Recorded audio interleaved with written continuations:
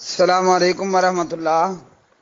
آپ کا سوال ہے کہ کسی نے بحث کی ہے کہ جو 91 کوڈ کے ساتھ نمبرز ہیں، یعنی انڈین، بھارتی، ہندوستانی نمبرز، ان کو اپنے واٹس ایپ گروپس میں سے نکال دینا چاہیے کہ انڈیا پاکستان کے حالات کشیدہ ہیں۔ بھائی وہ کشیدہ تھے، ایک بات یہ کہ اب وہ کشیدگی ختم ہو چکی ہے۔ نمبر دو یہ کہ اگر کشیدگی ہو، جنگ ہو یا امن ہو، انڈیا میں رہنے والے اشہد اللہ الہ الا اللہ و اشہد ان محمد عبدہ و رسولہ پڑھنے والے، اس کا اقرار کرنے والے، وہ ہمارے مسلمان بھائی ہیں، اور سب سے پہلے اسلام ہے۔ یہ سرحدیں اور یہ جو ہے وہ دنیاوی اور جغرافیائی حدود، یہ سب چیزیں بعد میں ہیں۔ سب سے پہلے اسلام ہے، سب سے پہلے اسلام ہے، اور سب سے آخر پر بھی اسلام ہی ہے۔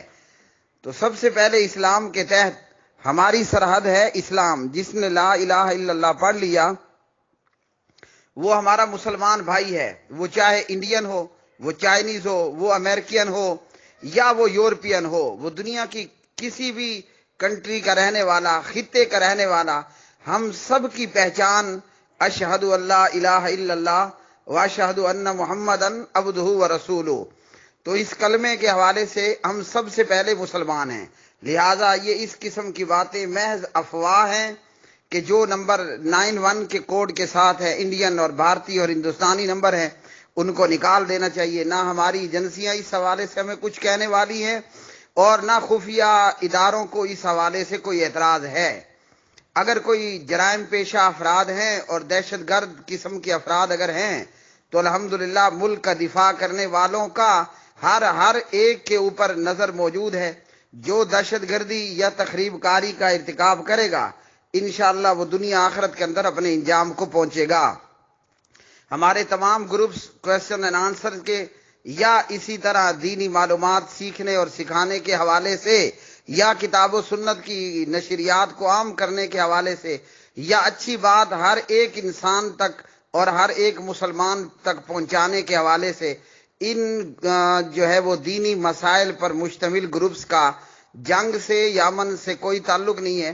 اس لیے اس قسم کی پوسٹیں ہوں یا اس قسم کی بحث کرنے والے لوگ ہوں کہ جن پوسٹوں کے اندر یہ خبردار کیا جاتا ہے، یا کہ جو لوگ یہ بحث کرتے ہیں کہ حالات کشیدہ ہیں انڈیا پاکستان کے اور 91 نمبرز کے ساتھ کوڈ پر مشتمل جو بھارتی اور ہندوستانی نمبر ہیں، انہیں نکال دینا چاہیے۔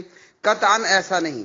ہم سے زیادہ کہیں مسلمان جو ہندوستان میں رہتے ہیں ان کے حالات زیادہ ابتر ہیں، لیکن ان کا کمال کہ مودی جیسے بدماش کی حکومت ہے ہندوستان پر، لیکن اس کے باوجود ہندوستان کے مسلمان بیسیوں، سینکڑوں، ہزاروں واٹس ایپ گروپس اور فیس بک پیجز کے اندر پاکستان کے مسلمانوں سے جڑے ہوئے ہیں۔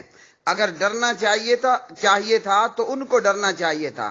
الحمدللہ ہم تو امن کی ہواؤں میں اور فضاؤں میں سانس لینے والے، اور اسلام پر عمل کرنے کے حوالے سے ہمیں کسی قسم کا کوئی خوف اور کوئی خطرہ اور کوئی ڈر اور کوئی بے امنی یا بد امنی کے حالات کا سامنا نہیں ہے۔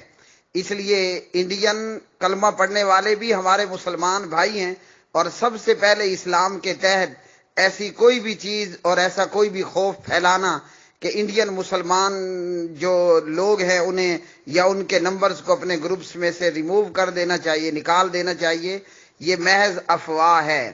اور اگر اس کا کہیں حقیقت سے بھی تعلق ہو تو ایسی تمام باتیں جوتے کے نوک پر، کیونکہ ہم سب سے پہلے مسلمان ہیں اور سب سے پہلے اسلام۔